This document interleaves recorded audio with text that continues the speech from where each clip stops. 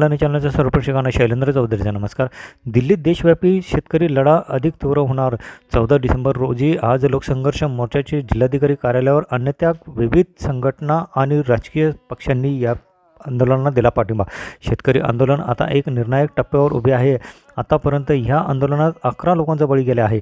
अनेक लोक गार पाण्याच्या माऱ्याने आजारी पडले आहेत, पण अहिंसक मार्गाने चाललेल्या या लढाईपासून विचलित नाही झालेत। मात्र केंद्र सरकार संवाद न साधता हे आंदोलन दडपण्याचा प्रयत्न करते आहे। म्हणून दिल्लीच्या सर्व सीमांवर दिल्लीत आंदोलनाचे नेतृत्व करणाऱ्या सर्व नेत्यांनी आज उपोषण केले आहे। या उपोषणाला पाठिंबा देत देशभरात आंदोलन अधिक तीव्र करण्याचा इशारा देण्यासाठी अखिल भारतीय किसान संघर्ष समितीच्या वतीने लोकसंघर्ष मोर्चाने एक दिवसीय अन्नत्याग आंदोलन केले। यावेळी आदिवासी हक्क संरक्षण समिती, नर्मदा बचाव आंदोलन, आदिवासी एकता परिषद, काँग्रेस पक्ष, राष्ट्रवादी काँग्रेस पक्ष, भारतीय कम्युनिस्ट पक्ष, MIM पक्ष, मार्क्सवादी कम्युनिस्ट पक्ष यांनीही सहभाग घेतला। यावेळी तळोदा, अक्कलकोवा व धडगाव तालुक्यातून मोठ्या संख्येने आदिवासी, महिला, शेतकरी बांधव या सर्वांनी उपोषण करत आंदोलनात सहभाग दिला होता। यावेळी सर्वच संघटना पक्ष यांनी आपली भूमिका मांडत दिल्ली येथील सुरू असलेल्या शेतकऱ्यांचा लढा हा केवळ पंजाब, हरियाणा येथील शेतकऱ्यांचा नसून तो देशातील आपल्या सर्व शेतकऱ्यांचा आहे, सातपुड्यातील आदिवासी समूहांचा आहे। व जर मोदी सरकारने हे किसान कायदे मागे घेतले नाही तर नंदुरबार जिल्ह्यातून जाणारे सर्व राष्ट्रीय महामार्ग व रेल्वे मार्ग बंद पाडू व आमचे आंदोलन अधिक तीव्र करू असा इशारा दिला। सायंकाळी सर्व संघटना व पक्षांचे प्रतिनिधी यांनी जिल्हाधिकारी यांना पंतप्रधान मोदी यांच्या नावे निवेदन देऊन या आंदोलनाचा समारोप करण्यात आला।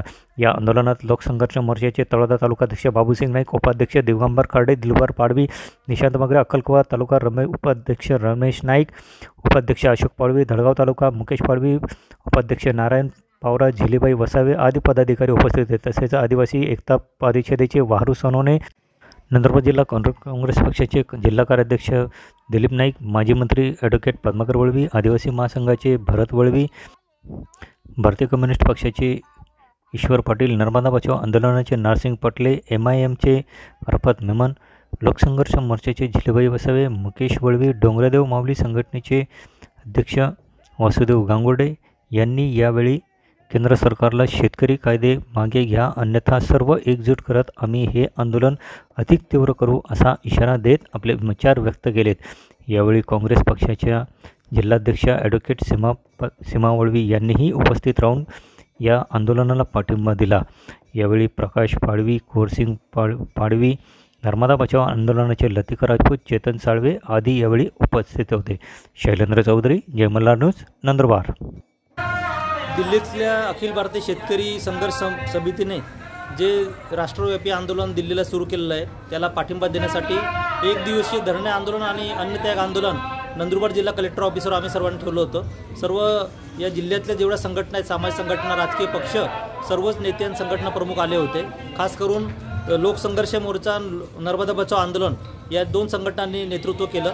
आम्ही सर्वच काँग्रेस, राष्ट्रवादी, शिवसेना, त्यानंतर कम्युनिस्ट पक्ष, आदिवासी एकता परिषद, आदिवासी महासंघ अशा अनेक संघटना, MIM संघटना पक्ष अशा सर्वांनी पाठिंबा दिलेला आहे। आणि आज हजारोच्या संख्येने आज शेतकरी आणि कामगार संघटना या ठिकाणी एकत्र येऊन आम्ही जिल्हाधिकाऱ्यांना निवेदन दिलेलं आहे आणि एक दिवसाचं धरणे आंदोलन आम्ही या ठिकाणी पूर्ण केलेलं आहे। खऱ्या अर्थाने आम्ही देशाच्या नेतृत्वाला, पंतप्रधान असतील, मुख्यमंत्री सर्वांना सांगू इच्छितो की लोकांचा आवाज आपण ऐकला पाहिजे, शेतकऱ्यांचा आवाज ऐकला पाहिजे।